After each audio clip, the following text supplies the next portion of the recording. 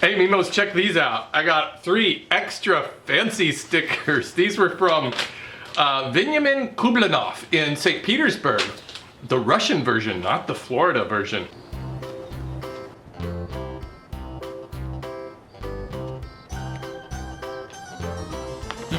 Oh yeah. That's how I roll. Hey, I should also show you that I added these stickers that a viewer sent me. They're flames coming out of my gas tanks. And really, I think the performance of any vehicle is improved by putting flames on it. And Veniamin, if you ever come to San Francisco, look me up because there is a huge Russian community in San Francisco, especially in the Richmond district where I used to live. A couple of really good Russian bakeries over there too. And a lot of dried fish. So, spasiba and das vidanya. And I got a bunch of other new stickers in the mail too. Cheapskate Woodworker, Jay Bates. Make the first cut woodworking. Glass Impressions. Oh look, it looks like glass. Q-Lab, that's a makerspace. Baltimore Area Turners. Eden Saw, Hampton, Virginia. Deacon Woodworks. Mighty Wood, Mighty Wood. New Zealand represented. Firehouse Woodworks. And the Mid-State Brew Crew. Thank you all for those stickers. That is really fun to get all of those. And I hope you don't mind me just putting them on top of each other like that. I like the idea of kind of a living art piece that is constantly growing and changing, and all of the stickers are documented on video. I also want to thank a viewer who sent me 2 of these Make-A-Wish Foundation magnets. I've got the other one on my fridge right now, and I'm so sorry that I must have gotten rid of the envelope or the letter, but it was really nice of you to send that to me. I'm not sure what I'm going to do with the other one though, but those are beautiful. His daughter works for a Make-A-Wish Foundation chapter in Arizona, I think. And if you guys are ever looking for a charity to support, consider Make-A-Wish Foundation. I really believe in what they're doing. Also wanted to mention Cheapskate Woodworker, the first one I put up there. He also sent me this, which is a sandpaper cutter. So you can put a half sheet in here, and this is a hacksaw blade for ripping the sheet, and you can put a quarter sheet here depending on how you put it in there. And like the colors, huh? Finally, I want to thank Harvey Wysong at Cutting Horse Tools, who sent me a really cool pair of sawhorses. This 2x4 is replaceable in them, and then these just fold up like that. It's a really nice design, and they even include the 2x4 in the package. So that was really nice. Thanks, Harvey, and check them out at cuttinghorsетools.com. I've got new Patreon supporters at the $10 and higher level. I'd like to give a quick shout out to James Del Vecchio, Clark Miles, Jordan Matthews, Lori, Derek Gorley, Zach Spill, David Lee Fuller, Chris Kelly, and Darren Fletcher. Thank you all for your support, and I'm sorry I'm running a little bit late this month, and I just got the names of all of the $10 and higher supporters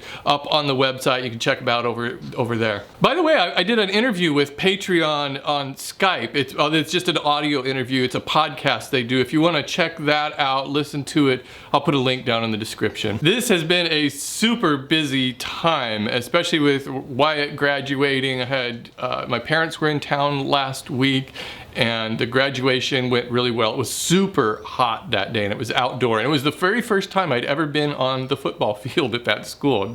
Wyatt's been going there for 4 years, but they keep the Performing Arts Center is like at totally opposite ends. Coincidence? Want to do a quick follow-up on yesterday's video, the wall shelf with the tattered wallpaper effect. I thought it was really cool. My wife really loves it, and that's why it's up on her side of the bed. I suppose that's one of those techniques that you either really like it or you hate it.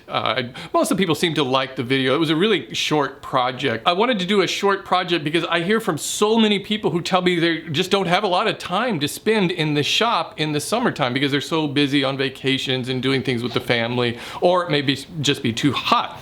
But at the same time, I hear from a lot of people in the wintertime who tell me they don't get in a lot of shop time too because it's just too cold. I can tell you that it's always consistent that the viewership to my videos drops every summer. I'd like to hear from you. Do you think you get in more shop time in the summer months or in the winter time? Or if you're living down under, do you get in more shop time in the summertime or the winter time? I'm just kind of curious to know. For where I live, it's pretty much the same temperature all year round, so it doesn't affect me a whole lot. Anyway, getting back to the project, the only kind of common question I got asked was putting the brackets on, why I didn't just drill some pilot holes through the back of the panel first, and then I would be able to line them up a lot easier. And I actually had thought about that, but The problem is I would still need to level those brackets with something. So I think the way to do it would be is if you maybe set them all up on the back side so that you could see where they were going and then drill holes through or something like that. I'm not really sure because really nothing is square on that pallet wood, you know, that's the whole point about it. So it was a little bit difficult trying to figure out how I wanted those to be level. A couple people pointed out that the epoxy was probably way strong enough to hold those shelves and I didn't need the screws, and that's true too, especially since it's just little knickknacks and things on those shelves. It's not gonna support a lot of weight. Although epoxy is really strong, and the reason I used epoxy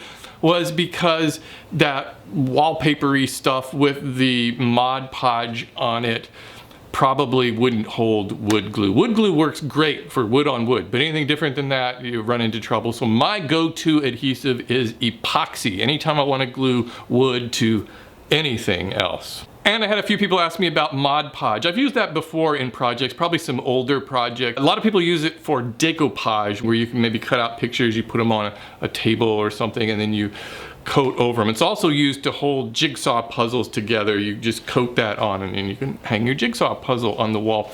Somebody once told me that Mod Podge is really the same thing as just white glue thinned down a little bit with water. I haven't tried that, but it's probably cheaper to do it that way. I want to give you an update on the 2 meetups I've got coming up. The Kansas City meetup. In fact, I just got my plane tickets and hotel reservations yesterday for Kansas City. That'll be at the Woodworking in America conference. So if you're going to Woodworking in America, the 26th, that's the Saturday, I'll have the meetup there in Kansas City. And I've been looking online trying to find a place. I know a lot of you have mentioned some places that might be good for that, but if you could contact me again or leave a comment down below. The WIA show is going to be at the Sheraton Crown Center. So ideally, I want a place that everybody can walk to. So near the Crown Center or part of the Crown Center, and kid-friendly. I want it to be a bar grill so people can socialize, but it's also fine for kids to be there. Last year was perfect because we had the rooftop bar there and we had like the whole place to ourselves. And I want a place that doesn't mind just a bunch of drop-ins throughout the night. Probably 100 or 200 people might show up. So if you can think of anything like that, if you live in Kansas City, if you've been to Kansas City, if you know anything about that, please let me know. Secondly, in Denver on Labor Day weekend, that Saturday, I'll have a meetup there. I've been looking at locations. I think I've narrowed it down to the Lodo area downtown. It looks like kind of a cool, funky area. Probably be a good central location, a good reason to make a trip into the city if you live in the suburbs. Any recommendations you have for there? There was one called the Lodo Bar and Grill maybe that looked pretty good, but again, kind of those same criteria that I mentioned for the Kansas City one. Except it doesn't need to be within walking distance of the Crown Center. That'll be really fun. The Mega Mimo Meetup Part 2. I also want to give a special mention to Bartek. Bartek has been asking me to do a video on kind of the behind the scenes, my whole camera setup, editing setup, lighting setup, and I've been telling him, yes, I'm going to do that, and I just haven't had the time to do it yet. So Bartek, hang tight. I will get to that. I'll make a special video and post it here on Mere Minutes. You know what I saw last night? We went and saw the Postmodern Jukebox. Are you guys familiar with Postmodern Jukebox? They started out on YouTube. It's one of these YouTube success stories. They're touring the world, but they came to San Francisco last night. They are a band that takes modern songs, current songs, you know, say Miley Cyrus or Katy Perry, and then Scott Bradley, who is the leader, he plays the piano. He arranges all of these songs into different styles, like doo-wop styles from the 50s or 1940s jazz numbers, and it's just really cool. It's just a great sound. They've got a tap dancer on stage. The place was sold out. It's really a phenomenon. If you haven't checked out their videos, do so. It's also got Haley Reinhart. Haley Reinhart was on American Idol a few years ago, and she's got an incredible voice. And Casey Abrams, he plays bass, but he wasn't with the band yesterday. I don't think he's a permanent member. There's just a lot of different singers. Check them out. That was a lot of fun. If they ever come to your town, check out PMJ. Thanks everybody. Have a great week, and I'll talk to you next week.